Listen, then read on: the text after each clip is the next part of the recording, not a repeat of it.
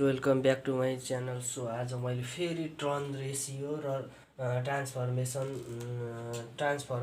Transformation रेसियोको बारेमा चाहिँ लिएर आएको छु। यो भनेको चाहिँ के हुन्छ, टर्न रेसियो र ट्रान्सफर्मेसन रेसियो भनेको चाहिँ जस्तै के हुन्छ भने जस्तै लाइक होइन, हाम्रो चाहिँ के हुन्छ भने जस्तै कि टर्न रेसियो र ट्रान्सफर्मेसन रेसियो हुन्छ। ट्रान्सफर्मरको त दुईवटा प्राइमरी टर्न्स र सेकेन्डरी टर्न्स हुन्छ। एक नम्बरमा के हुन्छ, प्राइमरी टर्न्स हुन्छ। अनि त्यस पछाडि अर्को 2 नम्बर भने सेकेन्डरी टर्न्स हुन्छ हैन। प्राइमरी र सेकेन्डरी टर्न्स हुन्छ नि त। प्राइमरी र सेकेन्डरी टर्न्स भनेको हुन्छ दुईवटा। तर यो भने चाहिँ टर्न रेसियो भने चाहिँ के हुन्छ, टर्न रेसियोज भनेको चाहिँ के हो त खासमा भन्दाखेरि the ratio of primary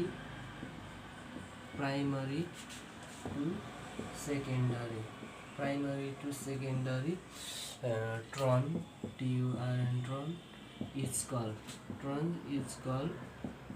turn ratio.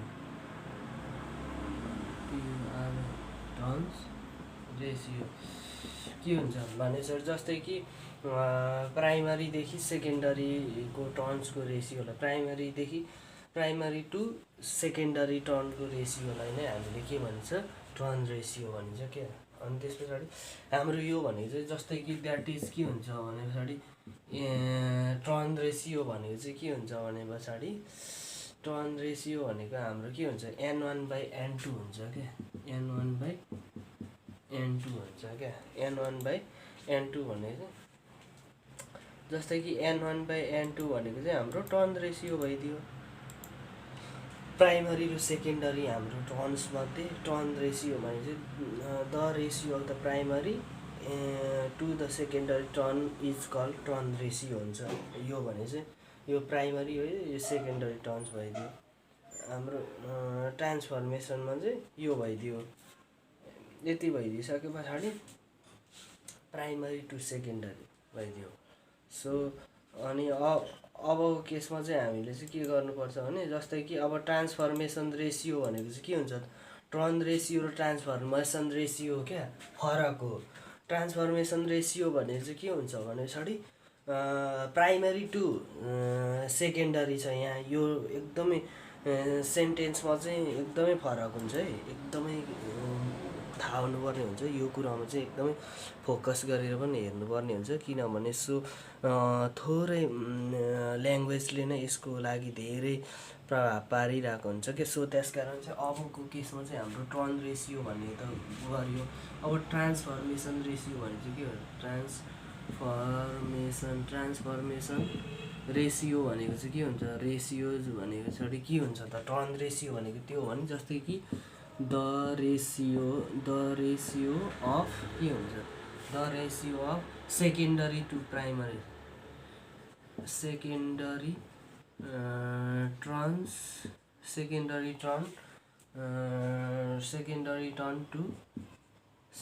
To primary turn गरौँ, सेकेन्डरी टु प्राइमरी क्या। प्राइमरी टर्न इज कल्ड के हुन्छ हाम्रो भने पछाडि यो भनेको चाहिँ के हुन्छ, ट्रान्सफर्मेसन रेसियो भनिन्छ क्या। हाम्रो चाहिँ के हुन्छ भने पछाडि ट्रान्सफर्मेसन रेसियो भने चाहिँ the ratio of the secondary to primary turns क्या। सेकेन्डरीदेखि प्राइमरी, सेकेन्डरीदेखि चाहिँ प्राइमरीसम्मको टर्म। जस्तै यो अघि भने चाहिँ प्राइमरी टु सेकेन्डरी भएको थियो, अहिले चाहिँ सेकेन्डरी टु प्राइमरी भइदियो कि। त्यसलाई चाहिँ हाम्रो चाहिँ के भनिन्छ भने त्यसलाई चाहिँ हामीले ट्रान्सफर्मेसन रेसियो भन्छ कि। द्याट इज यसलाई के भनिन्छ भन्दाखेरि ट्रान्सफर्मेसन भन्ने बित्तिकै N2/N1 क्या। N1 भने जस्तै कि सेकेन्डरी टर्न बाई अब secondary ratio by primary ratio क्या। जस्तै कि the ratio of the secondary to primary turns is called हाम्रो भनेको छ ट्रान्सफर्मेसन रेसियो भन्छ। जस्तै कि टर्न रेसियो भनेको त्यही भइदियो, तर हाम्रो चाहिँ के हुन्छ, the ratio of the secondary to primary turns is called transformation ratio भन्छ। यो भने चाहिँ यसले यो भने पछाडि के हुन्छ n1 n2 that is primary turns भने पछाडि n1 भइदियो n2 भइदियो। यो यस पछाडि हामीले सबै क्लियर बुझिहालिन्छ। n1/n2 भइदियो, n2/n1 भइदियो।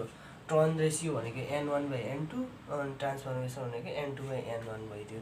यति भइदिइसके पछाडि हाम्रो प्राइमरी टर्न रेसियोहरू पनि दुइटै प्रकारको टर्न रेसियोहरू पनि गरिदियौँ, हामीलाई थाहा भइदियो। प्राइमरी टर्न्स र सेकेन्डरी टर्नको रेसियोहरू पनि निकाल्यो। सो यति भइदिइसके पछाडि हामीले चाहिँ यसलाई चाहिँ हामीले खासमा चाहिँ के इजिकल टु केले डिनोट गरिन्छ है। हामीले ट्रान्सफर्मेसनलाई चाहिँ द्याट इज यो चाहिँ हाम्रो चाहिँ के इजिकल टु n2/n1 गरिन्छ क्या। यो हो हाम्रो फर्मुला चाहिँ।